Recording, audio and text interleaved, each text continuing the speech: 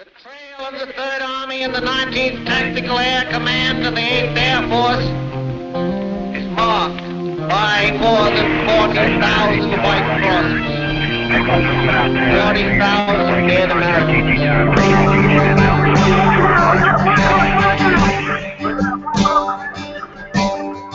We were young and soldiers called to dedicate our lives in the name of God and country. Do what's just, boys. Go do what's right.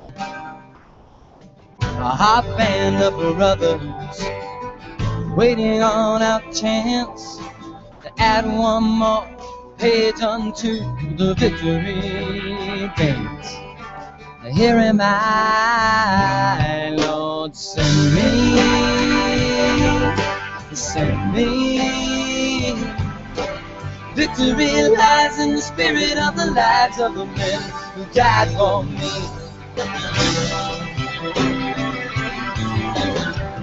Then I heard the voice of the Lord saying, whom shall I send, and who will go for us?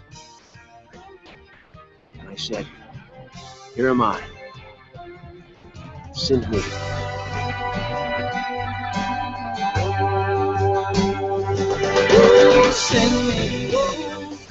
This is Michael Broderick, Marine Corps veteran, actor, and Gallant Few board member.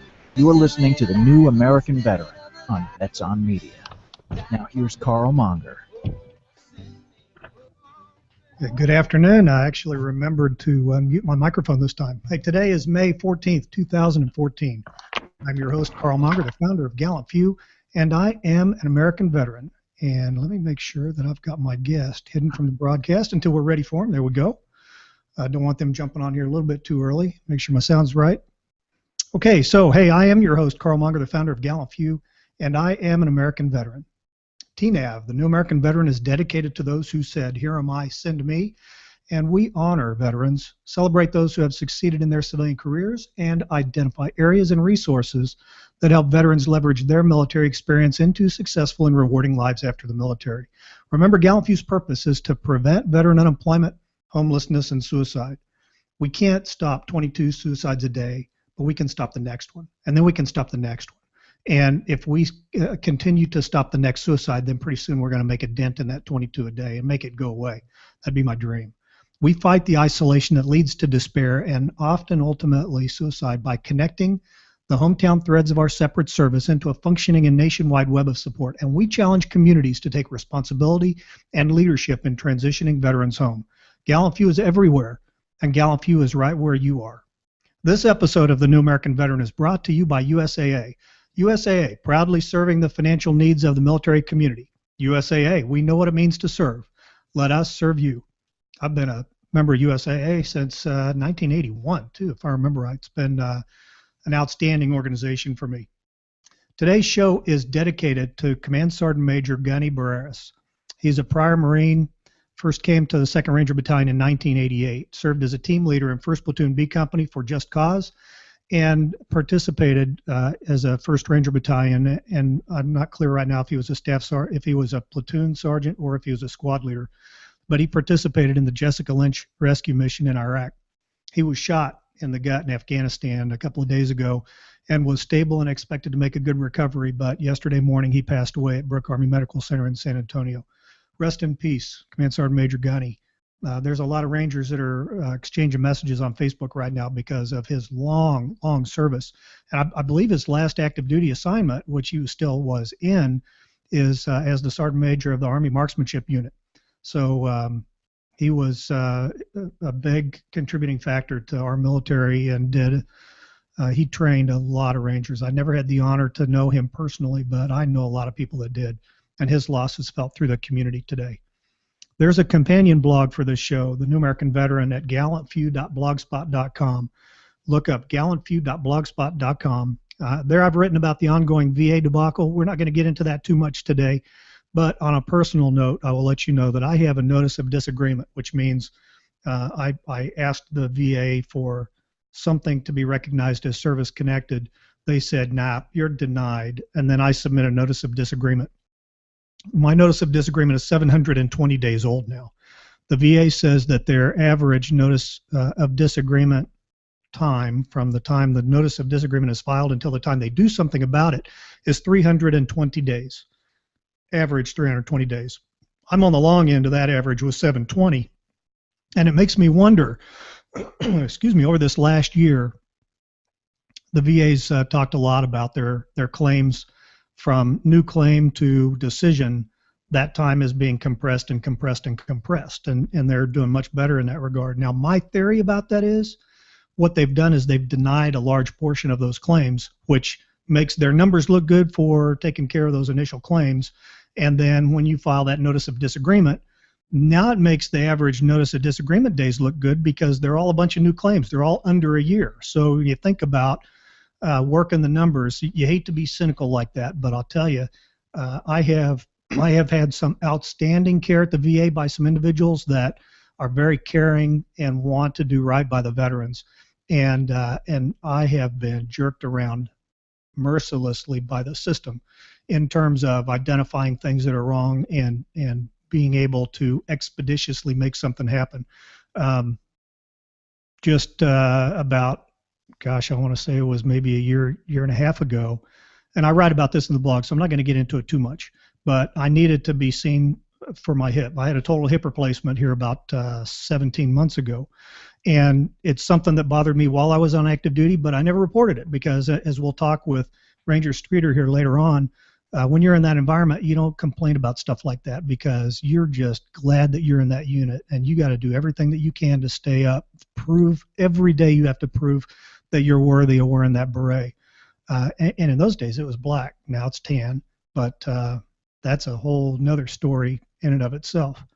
So I tried to get them to see me for my hip, and they said, well, we can't schedule you for an appointment.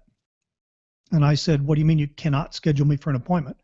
And they said, well, we don't have any appointments available within 2 weeks, and we're not allowed to schedule appointments longer out than 2 weeks. So I said, okay, so what do I do, call back in 2 weeks? And they said, no, we'll call you.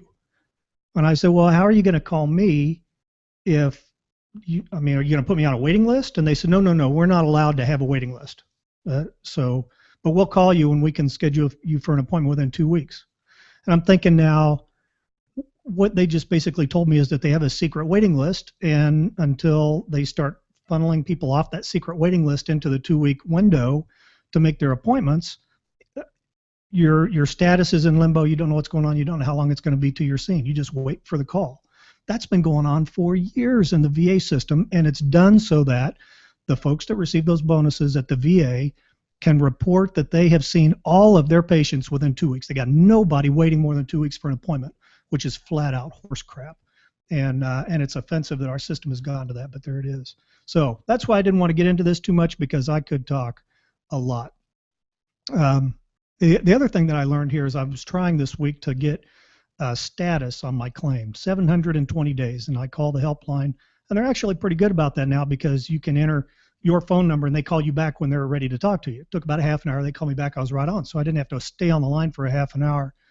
But when I asked them for a status on my claim, their answer was, you just have to wait till we get back to you. And I said, we're talking about over 2 years now. Is it coming soon? And they said, we can't tell you that. It's the same exact thing. How can you not manage it well enough to know that I am 1,285,000 in line? They've got to know what the sequence is, and they've got to know how long it takes to take care of one, so they ought to be able to tell me it's going to be another 8 months before we can get to you, or another 8 years. But they're never going to air that dirty laundry because they're not being held accountable for those things. Hopefully that is going to start changing. The other thing is, during this process, I moved from Kansas to Texas.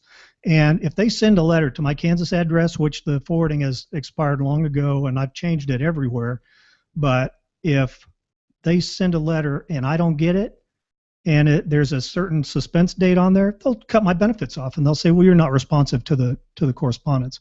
They don't send anything that is certified or something that you have to sign for to prove that you actually got it. They fire a letter off, it could go into a landfill for all they care, and then you're SOL. Anyway, like I said, hey, let's change to a more positive note. This Saturday, May 17th, is Armed Forces Day. And that's one of the reasons why I did the USAA shout out at the beginning of this, because USAA is helping to support's not the right term, but they are paying for some advertising across a big number of veteran-oriented businesses here through Memorial Day and all of the other kind of military-oriented or veteran-oriented holidays that are going to happen over the summertime. So starting off with Armed Forces Day, and then you got the 4th of July, and then Memorial Day and all. So I just want to say that, again, I appreciate USAA's support. And as a customer, I've appreciated their outstanding account service. And back to Armed Forces Day, Harry S. Truman led the effort to establish Armed Forces Day, which was declared a day for citizens to come together and thank our military members. Now, I said Memorial Day a minute ago, and one of the things that you see the society tends to do, Memorial Day was established to, and I'm sure somebody will correct me if I'm wrong, because I did not look this up on Wikipedia before I got on the call. Memorial Day was established to recognize those men and women who died in the defense of our country. So it's grown into a remember anybody that's passed away, which is fine. But the primary purpose for it to be established was to recognize those that died in service to our country. Armed Forces Day, Veterans Day, is established to recognize veterans, to say thank you to veterans. Armed Forces Day is to say thank you to those that are still actively serving. And so if you can, this might be really nitpicky and people think that I'm a jerk because I'm saying this, but on Armed Forces Day, don't come to me, don't send me or post something on my Facebook page or my Google Plus that says, hey, thank you for your service. No. Veterans Day, do that on Veterans Day. You need to focus now on Armed Forces Day, active duty folks. Active duty folks, they go to your church, they belong to the same golf club as you, maybe you have one in your family, whatever it is, a person that's actively serving. My son-in-law is one of them. Reach out to them and say thank you. I really appreciate you putting your life on the line and writing that blank check that is valid up to and including the price of your life for this country. Let me hit a couple of quick news items, and then, man, I'm really excited because both of my guests are already on the line. They're standing by, and this is just going to cruise. I love it. Yesterday, the President awarded the Medal of Honor to Sergeant Kyle White, and I've got a little newspaper article here that, I got to have visual aids while I'm doing this. So I wanted to talk a little bit about the beginning of this. It says, soldier given Medal of Honor for heroism in Taliban ambush. After being knocked out by grenade, he saved life of comrade and evacuated others. It could have been over for Kyle White just 30 seconds into the Taliban ambush when a rocket-propelled grenade knocked him unconscious.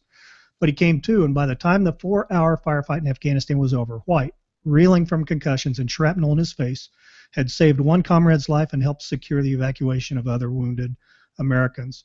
One of the things that I have seen every single time a person receives the Medal of Honor, and he is the 7th living Medal of Honor recipient from the war in Afghanistan, none of them say, yep, that's right, I was a big hero, and now I got an award for it. No, every single one of them says that it was the entire team that pulled together. All the actions that happened from that team is what the Medal of Honor was recognizing. It wasn't just that one individual effort.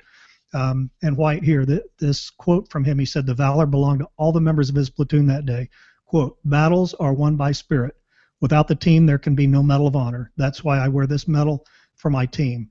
I'm also sure that every one of those Medal of Honor recipients would gladly trade that medal and ribbon in if their comrades were still alive and with us today. Let me see. Yesterday, another news article. This was actually, makes it easy for me because it's all on the same newspaper if I could manage my visual aids. Yesterday marked the 150th anniversary of the first burial in Arlington. Now, there's some historical articles that are running around out there. Go take a look at them, read about that. 150 years ago, to put a thumb or a finger in Robert E. Lee's eye, the Northern Army started burying soldiers on Lee's property, just right outside his house. Learn about that, read about that, learn about that 150 years of history, and if you ever get to go to Arlington, go in and pay respect to those soldiers that are buried there. All of the soldiers that have been lost since 9/11 are in the same area of the the cemetery, and you can almost do a timeline. You can start at the beginning and you can walk through the timeline of casualties, and you can see the flow of the war by looking at the headstones. It is an awe-inspiring experience to go and do that. And I have some friends that are buried there, and every time that I go, I pay them a personal visit. Two last announcements before we get going here. June 6th is the 70th anniversary of D-Day. That's coming up here in just about, 3 weeks? In commemoration, there's a new photographic history of the Normandy invasion, the Americans on D-Day. More visual aids, more visual aids. Okay, so this book, this is a gorgeous book. I really like it. The publisher is offering a special price on this book if ordered through Gallant Few. And I'm going to put some information out on the blog here pretty soon as to how you can do that. Watch this YouTube. I might do a commercial on the YouTube channel, but it'll hit all of our social media. The book has a retail price of $45. You can get a copy for $30 plus shipping. So pretty good discount, and I'll tell you that $8 of that goes back into Gallant Few. So it's a great way for you to help support Gallant Few and that book is awesome. Matter of fact, I don't have the bookmark in here now. It must have slipped out. There's a whole section in there about Point de Hoe and the Rangers scaling the cliffs that I'm really, really eager to get in and read. A couple of weeks ago, talking about support for Gallant Few, an Air Force Junior ROTC program in Western Texas, and I still think I'm in Kansas, don't I? Better have a cup of coffee, a sip of coffee. All right, sorry about that. Let me try again. A couple of weeks ago, an Air Force Junior ROTC program in Western Texas held a fundraising event for Gallant Few, and I'm pleased to announce that the Midland High School Air Force Junior ROTC has joined the ranks of the Gallant Few founding donors. Now, there are only a couple of spots left, and when we hit 100, that program closes. And the first 100 donors to give $1,000 or more are listed at gallantfew.org/founders, and we link to their businesses, and we talk about them on this program. So thank you, Midland High School Air Force Junior ROTC. I'm looking forward to meeting some of you folks, some of you future soldiers and airmen that are out there. Thank you for what you're doing and the path that you're choosing for yourself. Now I want to say real quick, here's a quick note from one of our favorite organizations, Team Red, White, and Blue. Hey, this is Brandon Young, the Director of Development for Team Red, White, and Blue. We're a veteran service organization that connects vets to their community through physical and social activity. And just encouraging you guys, if you're out there, sign up with Team Red, White, and Blue. Go to www.teamrwb.org. Select Join the Team. We'll get you plugged in through our Veteran Ambassador Program. Get you plugged into your local community. We've got 75 across the United States and international, and we're growing very quickly. And I just want to remind all you vets out there that you've got a place, you've got a community, you've got a family. You're not alone. Come on out and get involved. Hi, this is Matt Eversman. You're listening to Gallant Few's The New American Veteran on Vets on Media. Thank you, Matt Eversman. I got a chance to catch up with him in Baltimore here week before last. Okay, it's time. Today's first guest is U.S. Army Ranger and 101st Airborne veteran Sergio Machado. And before I bring Sergio on, real quick here, let me see. We are learning all kinds of new stuff today, and I'm going to see if this doggone thing here is going to work, because I found a news article about Sergio, and I want to see if we can play this guy. In high definition, this is CBS 2 News at 6 p.m. Well, this Veterans Day weekend, Friends are honoring a former airborne ranger who was injured in the line of duty and told he would never walk again. CBS 2's Louisa Hodge has his inspiring story. All right, guys, here we go. Bow. Horse. Looking at Sergio Machado now, you would never know there was a time when doctors told him he may never walk again. We're never going to be laying flat on our back. Machado was injured numerous times during his 10 years serving in the Army, including second and third degree burns to the right side of his body in his first tour of duty in Iraq, and degenerative back problems. She told me, just touch your toes. And so I reached down to touch my toes, but I couldn't. It was just, the pain was too excruciating. Because it was so bad, I was bedridden. The doctor told me that if I did not get the surgery, I would never walk again. While Machado was dealing with injuries, he also had to deal with the loss of 10 fellow soldiers from his platoon who were killed in a helicopter crash. You never ever outgrow the pain. You never get to the point where it's okay. But Machado did recover and turned his story into one that inspires others on a daily basis, opening a martial arts academy not even 5 years after his surgery. The name of it, Team 3 Fight Academy, in honor of his friends that were killed overseas. Grab the pants. Very nice. When I grow up, I think I want to do that what he did. Philip Kane lost over 100 pounds after training with Machado. He's really given me my life back. I'm more motivated. I'm more social. You hear about troops passing away all the time, and you hear about it on the news, but nobody knows their names. Nobody knows who they were. Nobody knows what their story was. Sergio Machado also started a clothing company called Recon Fight Gear to honor the 10 fallen soldiers from his unit. 10% of the proceeds goes back to soldiers still in the service. In Ontario, Louisa Hodge, CBS 2 News. All right, Sergio, here you go. Let's bring you on here. Sergio, can you hear me? Yes, sir. I'm right here. Hey, welcome to the show. I'm glad we got you on here today. Yeah, finally. Last week or 2 weeks ago was a little bit of a fiasco on my end. I got to figure out this Google Plus. Hey, I got trained as well. Now I've incorporated the instructions into the stuff that I send folks before the show now. So you helped me get squared away. So well, I appreciate that. Oh, you bet. So I surprised you a little bit. I showed that news clip because I found it on your website, and I thought, that's a great way to kind of summarize where you've been up to now. So give me an update on what's going on with you now. Yeah.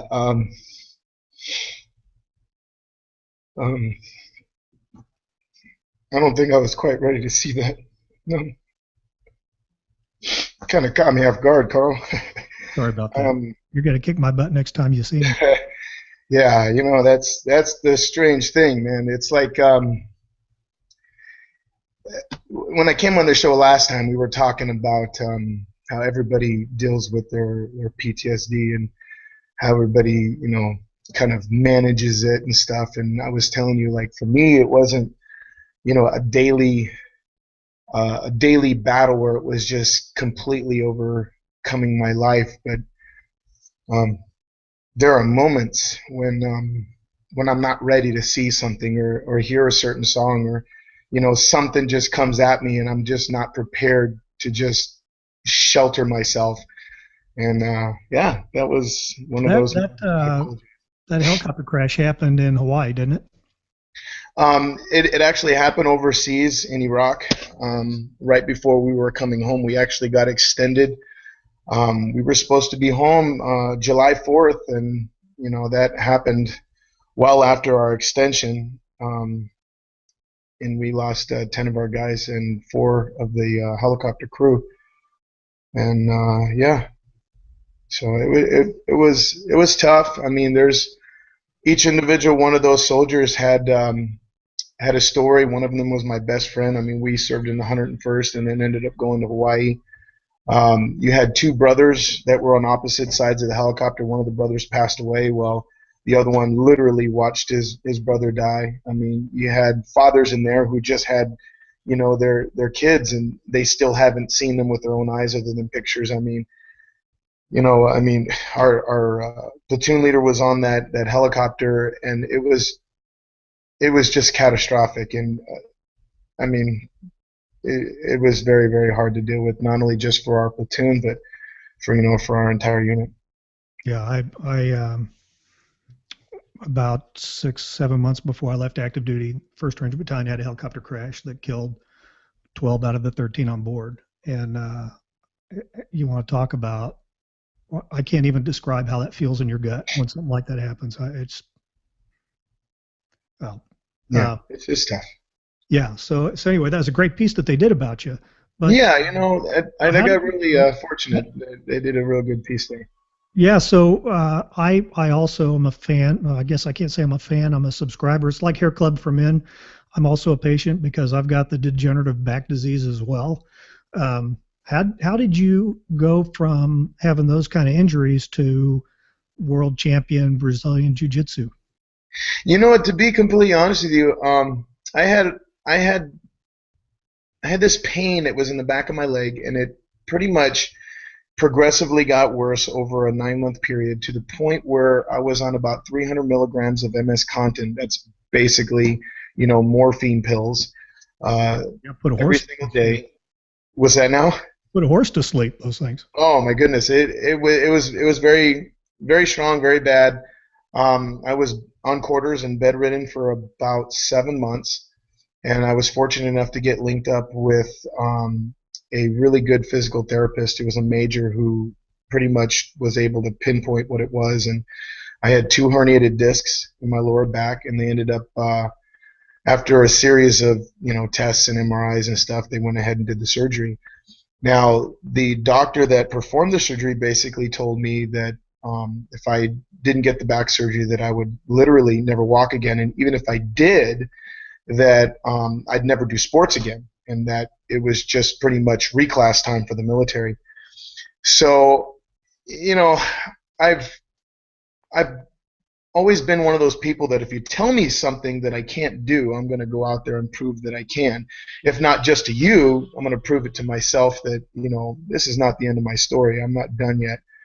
Well, about that time, I remember about halfway through my quarters and being in bed that I had decided that I was going to get out of the military, and then I was going to, pursue a professional career in martial arts and fitness and kind of do that thing. So it was a little more of motivation for me to be able to go and do that. So I did my last tour in Iraq, got back from Iraq, I ETS'd out of the military, and I just started going at it.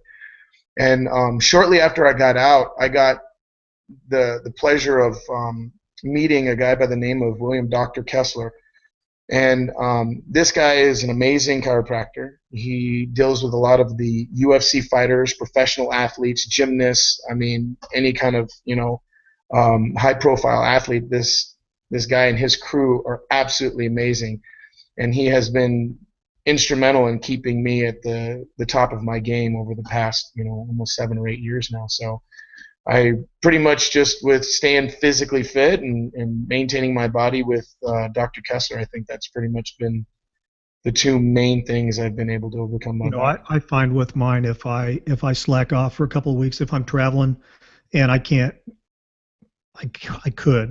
don't get a daily workout in while I'm traveling, then put on a couple extra pounds, and pretty soon my back starts hurting worse. So it's almost contradictory. They tell you got to take care of your back, don't lift, don't do stuff like that, and you have to know what your limitations are. But if you don't get out there and strengthen those core muscles in your body, absolutely, that pain's going to be so much worse, and you'll have a worse injury down the road.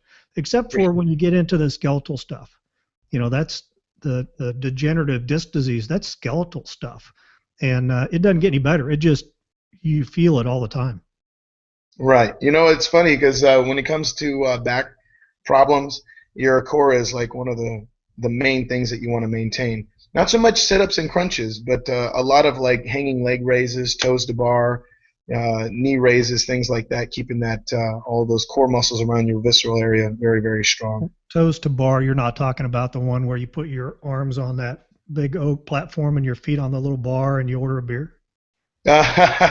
No. This is the one where you're hanging from a pull-up bar and you got to get your toes all the way up to the top where your hands are at. Okay, so you've started your own. Is it correct to call it a dojo, a gym? What do you call your business?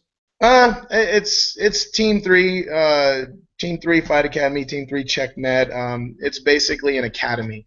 It's Academy of Martial Arts. We do fitness there. We do toddlers, kids, teenagers, adults, men and women. It really doesn't matter. So we started it back in 2010, and we're actually in the process of looking for a new location right now, a better one that suits us. And we have a great core group of students that are constantly competing, every single month, and it's just getting stronger. It's awesome.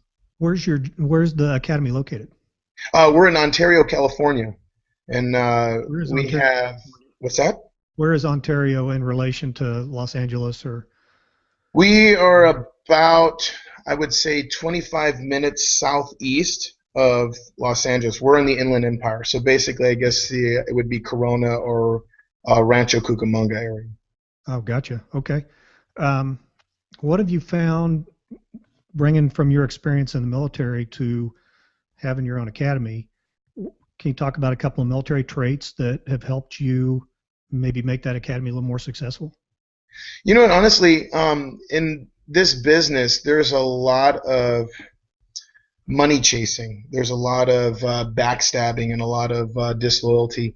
I'd say that one of the biggest attributes that I've been able to take from the military, other than, you know, obviously my work ethic, is loyalty, not only to my students, but to my mission statement of giving a quality service for a fair price, not trying to money gouge people, and, you know, genuinely be concerned with people and their lives and who they are as individuals rather than what they have in their bank account and what they can provide me.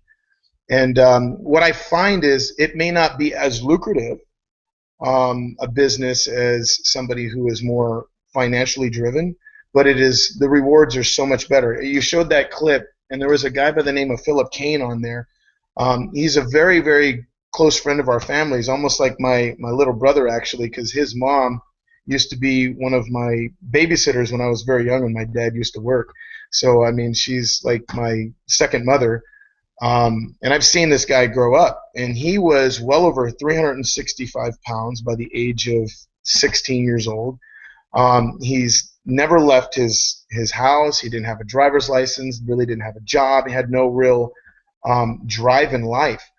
And so before I started my school, I was teaching out of my garage, and he and I would, you know, start working out. And our workouts would literally be 10 minutes to start off, because he couldn't do much more than that. And over a year, he lost over 111 pounds.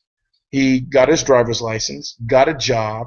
You know, I mean, the guy is, you know, he's got his own car now. He has made a huge improvement in his just social life and professional life as well. So I'm very, very proud to, like, say that's one of many stories.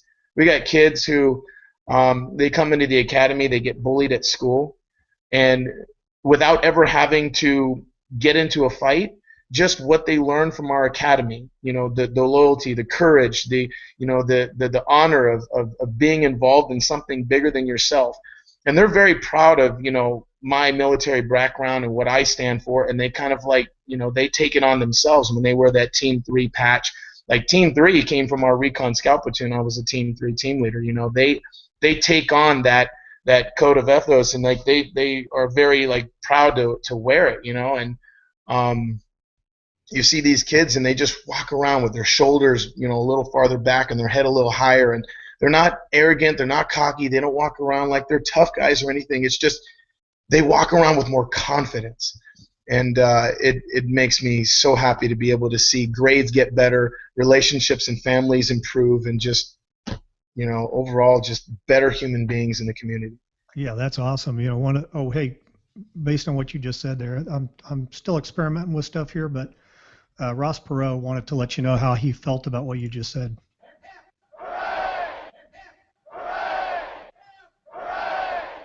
How about that? Ross Perot giving you a hip hip hooray.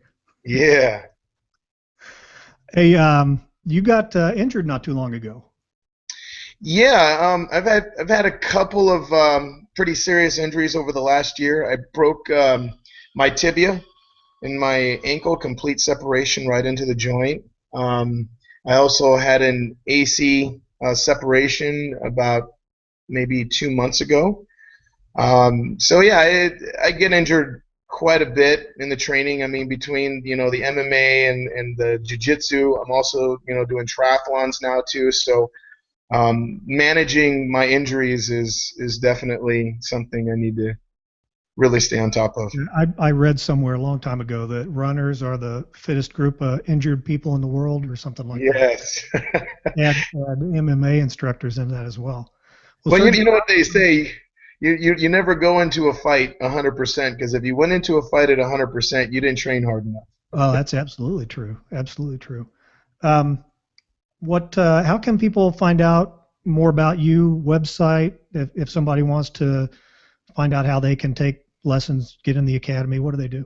You know, you can visit the website www.team3checkmat.com, or you can go to my website, Sergio Machado.com, and you can find out all the information there. Well, I will add those to the blog wrap-up that I do on this to make sure that everybody out there can contact you. And Sergio, I appreciate your service. Thank you for what you're doing for your leadership with those kids. You were talking about that self-confidence.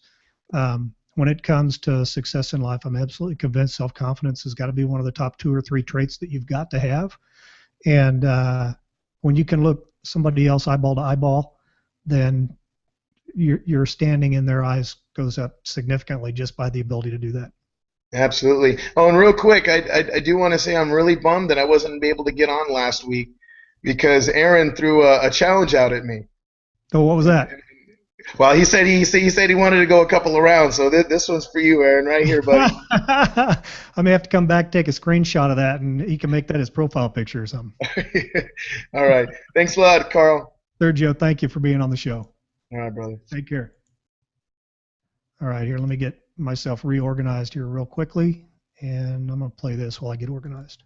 My name is Roy Murray, Jr. My father was Roy A. Murray, and he was company commander of Fox Company in the 1st Ranger Battalion, and then later the battalion commander of 4th Ranger Battalion, which he led through Africa, through Sicily, the boot of Italy, and then ending at the end of Anzio. And you're listening to Gallant Fuse, the New American Veteran, on Vets on Media. There we go. I had myself muted and I forgot to push the button. If you haven't figured it out already, I like to get folks that are out there, veterans, significant figures, to do you're listening to Gallant Few, the New American Veteran on vetsonmedia.com. So if I see you somewhere, any of you that are listening to this show, and I don't ask you to give me that recording, then punch me in the arm or something. I'll pull out that microphone and we'll do a quick little recording and we'll get you on the show here at some point. So anyway, I got to meet Colonel Murray's son at the first Saturday breakfast in D.C. the week before last, and that was an awesome experience. It's a great reason to participate in those first Saturday breakfasts because you never know who you're gonna run into or who you're gonna see. So our next guest is 2nd Ranger Battalion veteran Michael Streeter, and recently a news station did a story about Ranger Streeter's injuries and how the pain medication nearly killed him. I wanted to try and play that little clip, but it wasn't working out very well for me to try to do that. So, hey, Michael, are you on the line there? Yeah, I'm here. Hey, welcome, Bearded One. Thank you. Thank you for having me. And it's funny because when Sergio was talking, I was just, the back stuff is just so in line with what he was saying. I was just remembering all my stuff with my back issues and stuff. It's just crazy. Well, yeah, and I want to start off by saying thank you for your service and sacrifice for our country, because when you have the kind of injuries that you have, and some of the things that I read in the article that was posted on the VA's website, you know, when you get hurt like that and you're in the environment that you're in, 2nd Ranger Battalion, you don't say, okay, I'm hurt, I'm not going to work today. Yeah. Yeah, because, I mean, I've wanted to be a Ranger for most of my life, you know, and I grew up in a Marine Corps environment down here in Beaufort, South Carolina, and my friend's dad was in 1st Battalion, Sergeant Howell, and he led me down the road of being a Ranger because I just loved everything he did. Did you have a Ranger contract when you enlisted, or did you? Yeah, I actually walked up to my recruiter and said, I want Ranger on my contract or I'm not going in. Nice. So yeah. So at that time you went through RIP, wasn't it? Yeah, it was RIP at the time, yes. Which was a nice little cleansing experience before you got to show up at the battalion. Yeah, exactly. It was very cleansing and very cleansing. All right, so you were injured when another jumper stole your air. Can you tell the audience, for those of them that have not been on a MASTAC parachute jump, what exactly that means?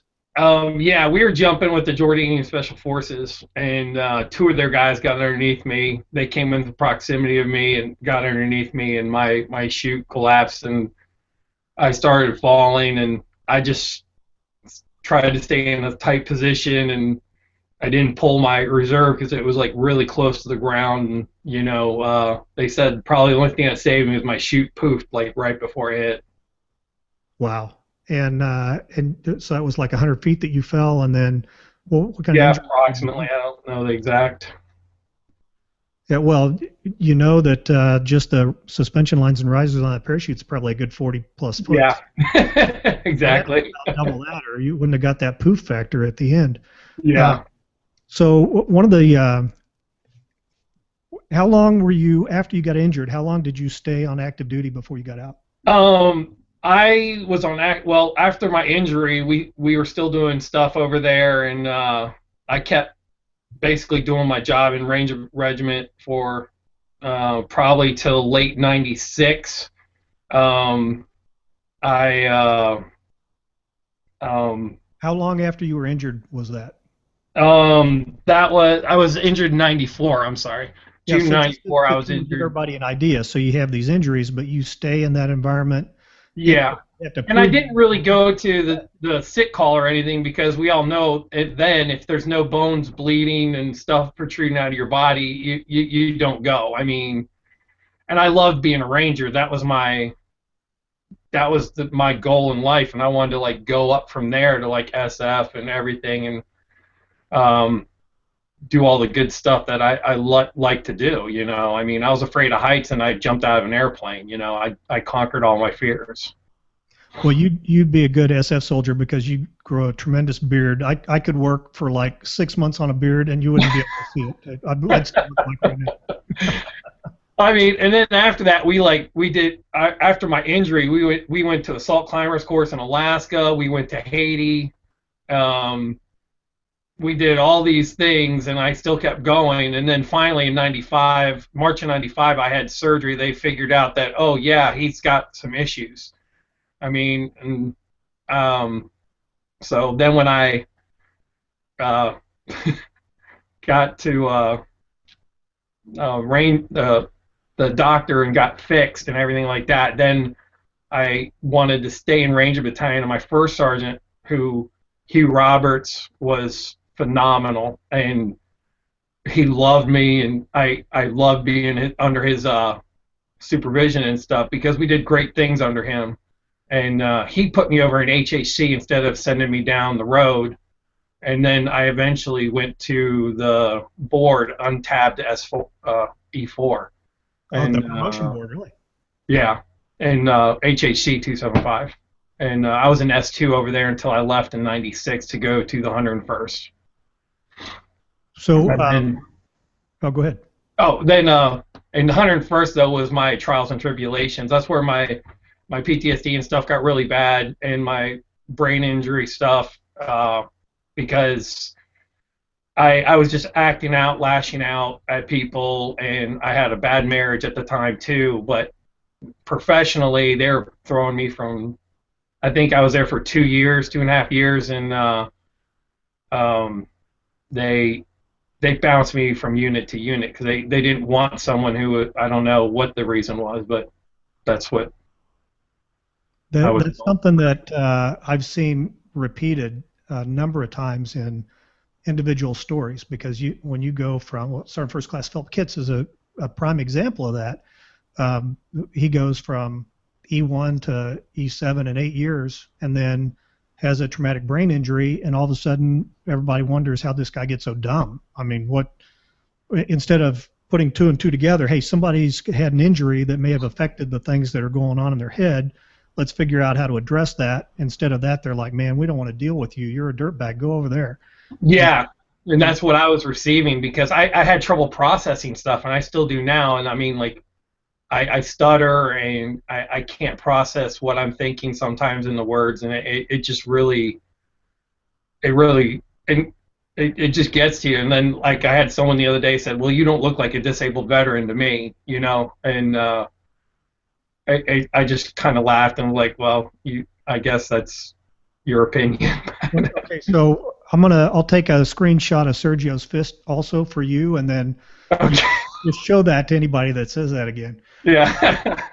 One of the interesting comments in that article, after you got out, the VA And I saw part of the video interview. I don't believe it. The doctor that was on there, where he talks about, yeah, the VA is getting away from pain management through medication, but really, your experience has been medicate, medicate, medicate, and that makes the ability to process, the ability to function, almost impossible.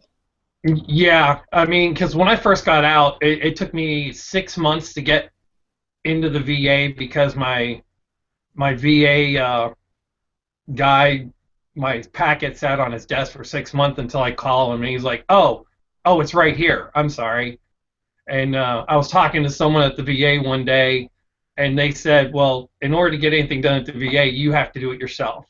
And so from then on out, I wrote all my letters, I collected all my own evidence, and I saw civilian doctors that backed up the stuff that I was disputing, because I only got 10% when I got out.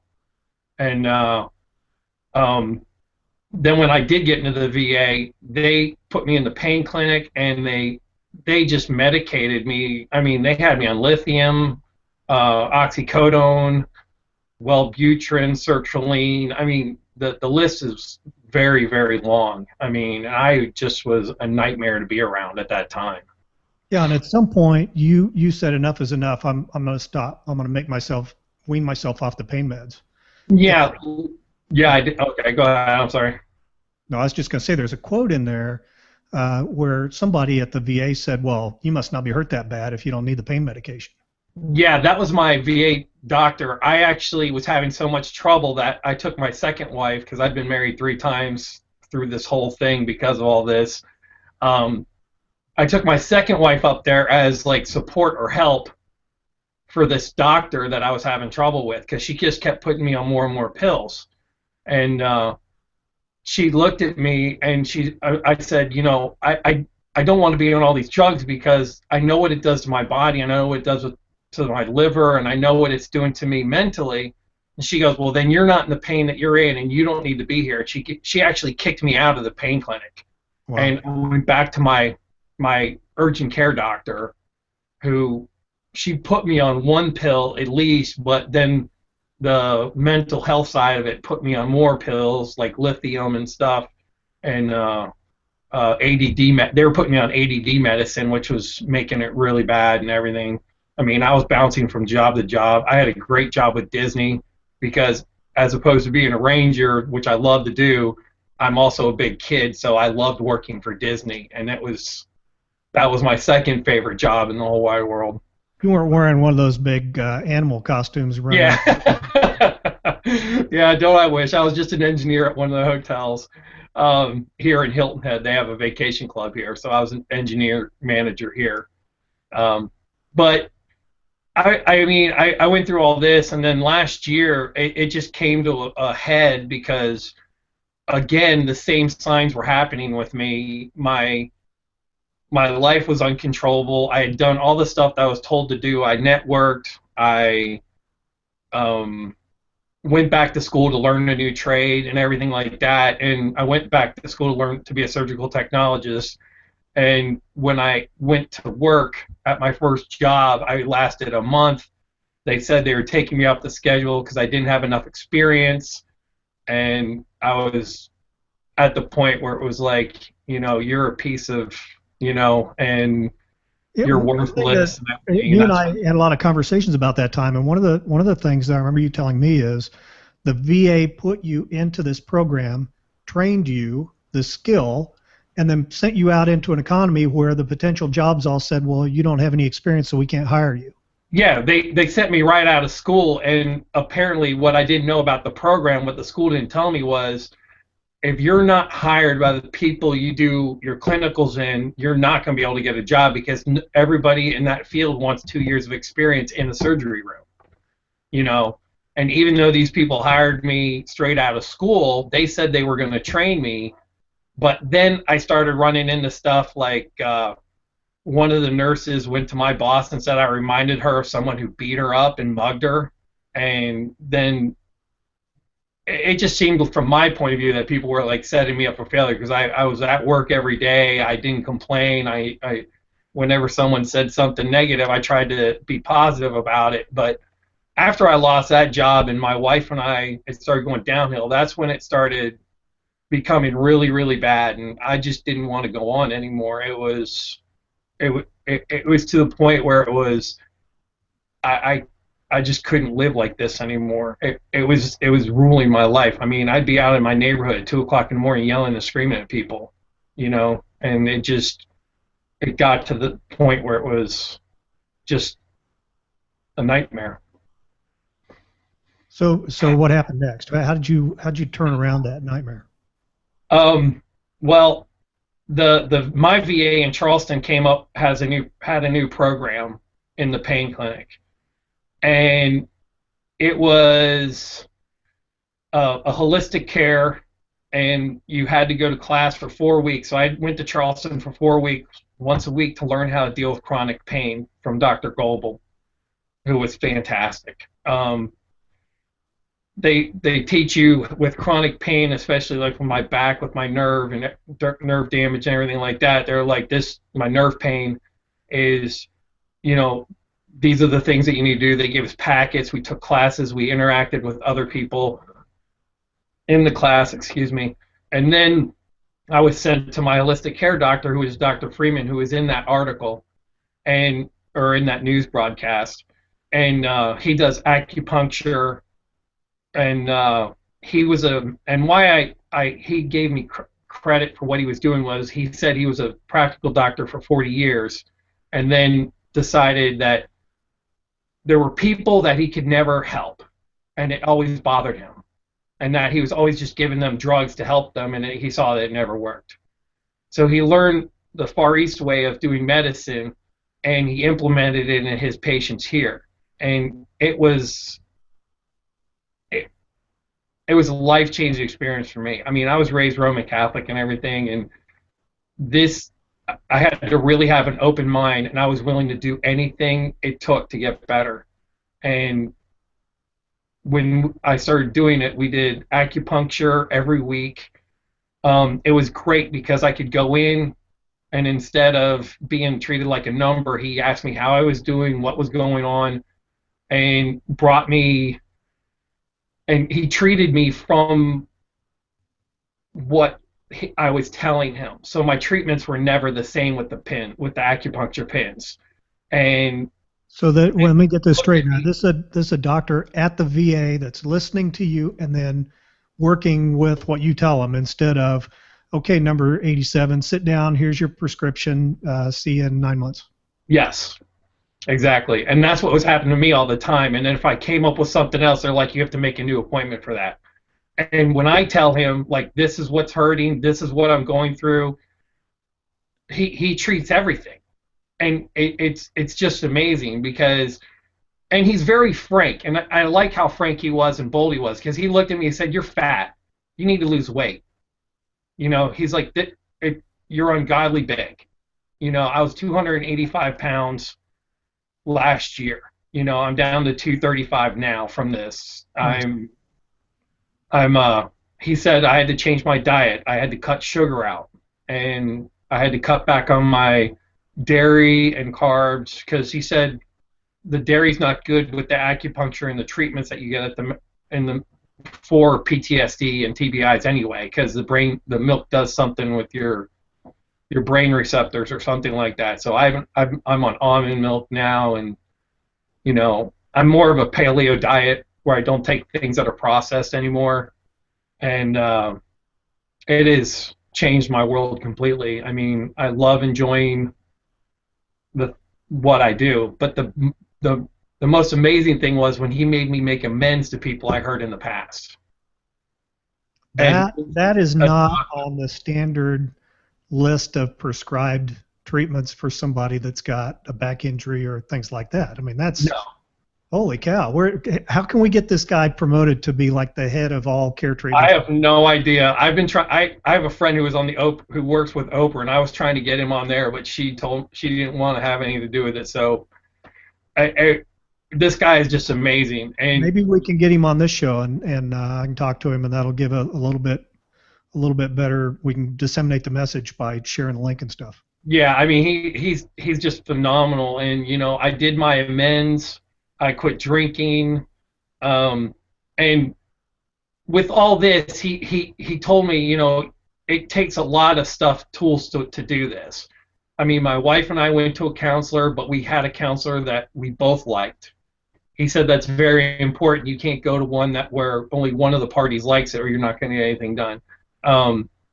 He said, you know, you have to do some exercise within your limits. So I started doing that. And I do yoga. I try to do yoga like 2 to 3 times a week. I meditate twice a day. These are all the things he prescribed to me. You know, do yoga, meditate twice a day. And then by this all happening, I made a connection with my higher power as I know it. And it's changed me to appreciate things more and, you know, not be so judgmental and let outside things control my attitude, because I think that's what I did a lot was I let all the negative stuff and all the bad stuff that happened to me in my past and all this stuff was just, you know, and the what ifs. I what if myself to death about my injuries, you know, well, what if I didn't do this and what if I stayed in instead of, because like they did for Sergio, they offered me to reclass me. And I was like, if I can't be a ranger, then I don't want to be in really, because that's what I came here to do, you know. And now I should have taken that because I could have done something else with it maybe. But I mean, that's the stuff I used to beat myself up about, you know. The thing is, though, now with all the experiences that you've been through and your willingness and your ability to talk about it, and you know, it's the courage of a ranger to be able to go out there and talk about some of the things that have sucked and the mistakes that you've made and things that you've regretted, but then look where you are now. And if one person out there hears your message and it makes them change to where it saves their life or their relationship, you can't even compare that with anything else. I'm not to demean anything that you've been through, but it almost makes all that stuff worth it if you're able to do that, don't you think? Well, yeah, and you know, to tell you the truth, you know, I wouldn't change the path I've gone on because, like, it's made me a better person. It's made me a better father. It's made me a better friend. It's made me a better husband for my wife who works her butt off. And the sad thing is, she's my third wife, that she didn't even know me when any of the stuff was going on. So she had to deal with all the stuff that she didn't even understand. Wow. You know, and she's been really supportive and everything since we've been on this plan. And this past year has just been amazing from it, you know, and the yoga and the exercise has just been helping me so much, you know, and my core strength, like you guys were talking about in the last conversation, you know, that's the one thing I work on all the time is my core. You know, I work on a half Bosu ball all the time. I do everything on it. I do just everything to build that core. And once that core is nice and tight and thin, I don't have extra weight holding it. I mean, it just makes me feel so much better. And Michael, we're about out of time now. I put you on the spot real quick here. If somebody out there listens to this and they want to know more, do you mind if I refer them, get you in touch with them by email or something? No, yeah, you can totally refer them to me. I mean, that's what I try to do on Facebook and stuff, is reach out to guys that are struggling so they can talk to me about it. And I work with people online doing that. So I have some other ideas about that too. We'll have to talk here in the next couple of days. Okay, that sounds great. Michael, thank you for being on the show. I really appreciate you. Let me, Ross Perot wants to also give you a hip hip hooray, so make sure I do that.